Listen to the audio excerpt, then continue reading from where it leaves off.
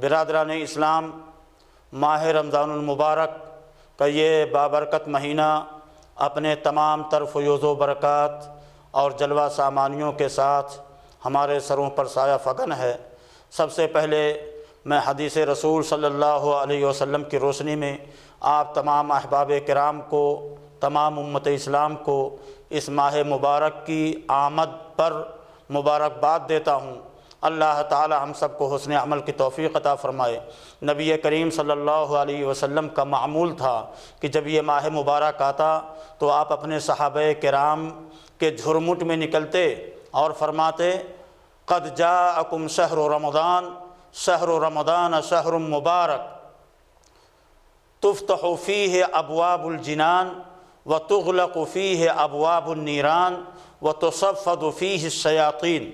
اللہ کے رسول صلی اللہ علیہ وسلم اپنے ان پاکیزہ کلمات کے ذریعے اپنے صحابہ کرام کو اس ماہ مبارک کی مبارکباد دیا کرتے۔ دوسری اہم بات جو میں آپ کے سامنے رکھنا چاہتا ہوں کہ اس ماہ مبارک کے آنے پر ہمیں اور آپ کو اس مہینے کی عظمت کو جاننا چاہیے، اس کی اہمیت کو سمجھنے کی ضرورت ہے، اللہ تعالیٰ کی عظمت کے گن گانے چاہیے۔ اس لیے اللہ نے فرمایا لِتُكَبِّرُوا اللَّهَ عَلَى مَا هَدَاكُمْ۔ تیسری اہم چیز کہ ہمیں اللہ کا شکر گزار ہونا چاہیے، اور اس ماہ مبارک کی آمد سے پہلے ہی ہمیں اپنے آپ کو اللہ تعالیٰ کے بے شمار اجر و ثواب کو سمیٹنے اور ماہ مبارک کے فیوز و برکات سے بہرہ مند ہونے کی ہر ممکن کوشش کرنی چاہیے، اور اللہ تعالیٰ سے خیر کی توفیق طلب کرتے ہوئے اللہ کی عظمت کے گن گانے چاہیے۔ اور چوتھی بات جو میں آپ کے سامنے رکھنا چاہتا ہوں کہ اس ماہ مبارک کی آمد سے پہلے خالص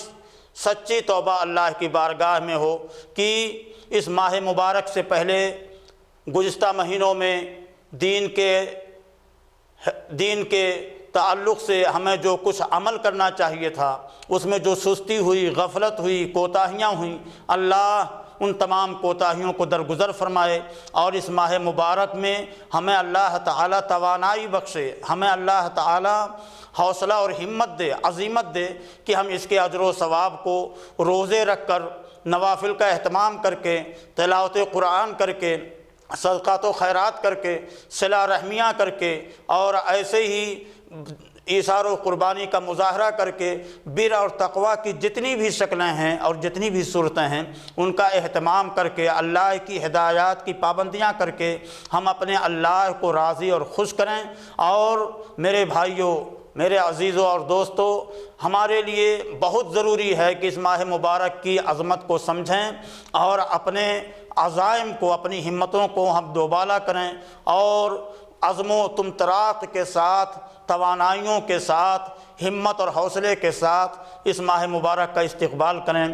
اللہ تعالیٰ کہ نبی حضرت محمد الرسول اللہ صلی اللہ علیہ وسلم نے ارشاد فرمایا، صحیح البخاری کی حدیث ہے، من لم يدع قول الزور ولا عمل به والجهل فليس لله حاجة ان يدع طعامه وشرابه، کہ جس کسی بندے نے ماہ رمضان المبارک کے بابرکت مہینے کو پا کر کے بھی اس کے اندر جھوٹ اور جھوٹی باتوں پر عمل اور سفاہت اور حماقت، نادانی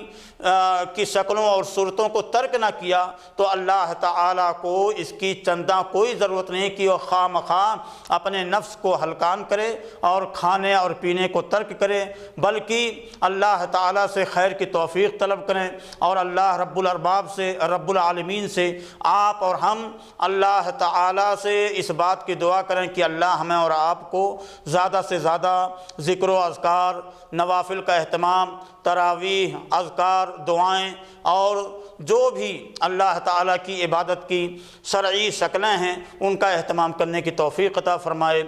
اور اللہ ہم سب کو اجر و ثواب سے بہرہ مند فرمائے۔ السلام علیکم ورحمۃ اللہ وبرکاتہ۔